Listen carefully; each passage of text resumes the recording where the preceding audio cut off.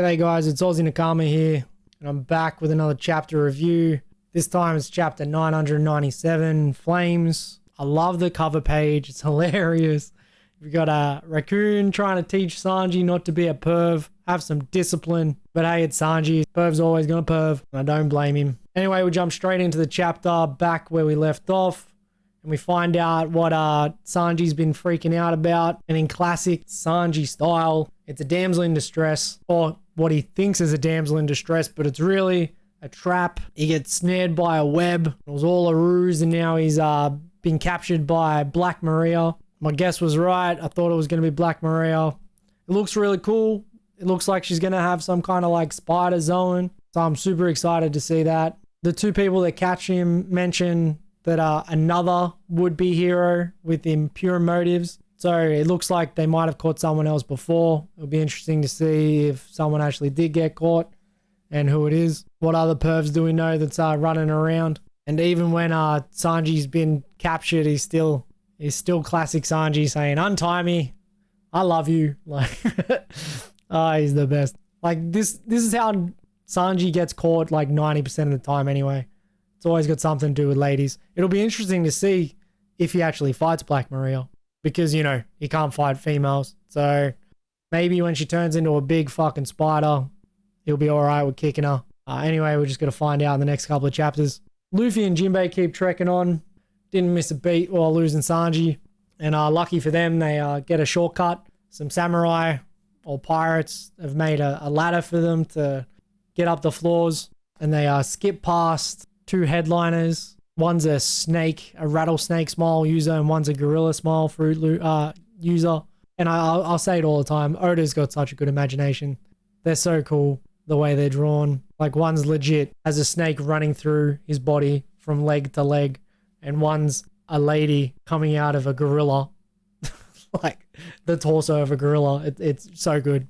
Anyway, these headliners have mentioned that they let Kid go past, and that they know Luffy's coming up and that they'll be able to redeem themselves. But with Luffy and Jinbei skipping them, obviously they're not going to fight anymore. These headliners have been fodder anyway, so they would have just ran straight through them. Next page that we see Big Mom. She escapes through a hole in the roof. She's going straight to the top. She's going to get to Kaido before anyone else. We see something fall through the hole, and that thing makes Zoro go in full-on serious mode. He's not fucking around anymore. He's just dodging all the ice onis and just one-shots a poo. The panel's fucking amazing. Just treating him like garbage. Just one shot, boom. Grabs the antidote, hands it over to Chopper. Chopper already knows how to defeat the virus. You gotta use fire on ice, man. That's always the secret to this shit.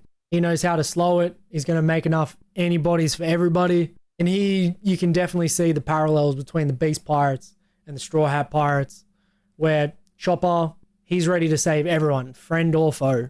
And then you have Queen, who made this virus and let it attack his own subordinates. He didn't give a fuck. So you can definitely see that these two crews are completely different in the way they approach things. Anyway, you have Queen just about to attack Chopper because he's pissed off. Zoro sends up a flying slash, cuts his gun in half. Bye-bye ice only virus shooting thing. And Zoro's full on fucking serious. He's like, I didn't come all this way to this land. I didn't come all this way to this island to waste time on a bunch of nonsense. They say Kaido's the toughest guy in the world, so I'm here to slice him to pieces. He is not fucking around. There's a big earthquake. Everyone thinks that it's Zoro creating this earthquake. Brook even teases that Zoro might have Conqueror's Haki. 100% Zoro's got Conqueror's Haki. We'll see that later down the line. But yeah, for sure he's got Conqueror's Haki. And anyway, we find out what has made Zoro so pissed. And it's Kiku's arm has fallen all the way from the top down the bottom. So Zoro's pissed. He just wants to take down Kaido. He wants to help out his fellow samurai. Zoro stares up into the hole, saying that he wish he could fly. And guess who comes in the next panel? It's Marco the Phoenix, who can fly. So 100%. We're going to see Zoro ride Marco in like a, non-sexual way. Going to fly him all the way to the top. But then again, Queen and King's here. There's going to be a scuffle. Thumb's going to break down. It's going to be great. Super excited to see that. Everyone's freaking out about the earthquake. No one knows what it is. The whole island's shaking. People saying it's never happened before. We end up getting back to Yamato, who's saving Momonosuke and Shinobu. They've made it all the way to the port outside of the dome. But when they get there, there's no ships, and apparently there's no sea. Yamato says that there's no escape to sea anymore, and that the reason why there's no escape is because Kaido, his dragon powers, for some reason, Yamato mentions the dragons fly through the air by creating something called flame clouds, and that Kaido is now levitating Onigashima above the ocean. He's just ripped it out of the ocean, and he's ready to fly it over to Wano and rename it New Onigashima and make it a pirate stronghold. And he wants to bring the world to violence. It's so crazy, this panel. Like, Kaido's already a fucking beast. He's already done the craziest shit we've seen in One Piece. And here he goes, being able to float a fucking island.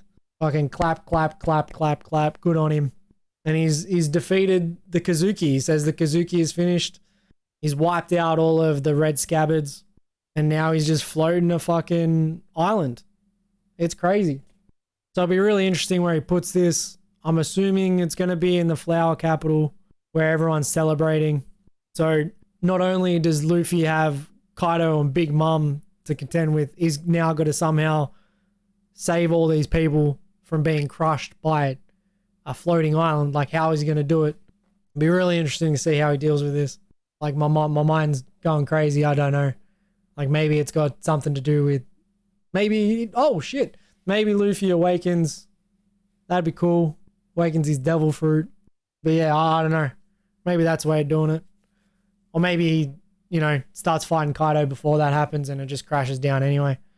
Because the way I see it, in 3 chapters, we're going to have Kaido and Big Mom facing off against Luffy, Kid, and Law. Maybe even the rest of the Straw Hats there. But anyway, that's what I see as what's going to happen in chapter 1000, is it's going to end with them facing off. And I just can't wait. So close. 3 more chapters. And surely they can't get any better than this. Fucking Kaido floating island. It's crazy.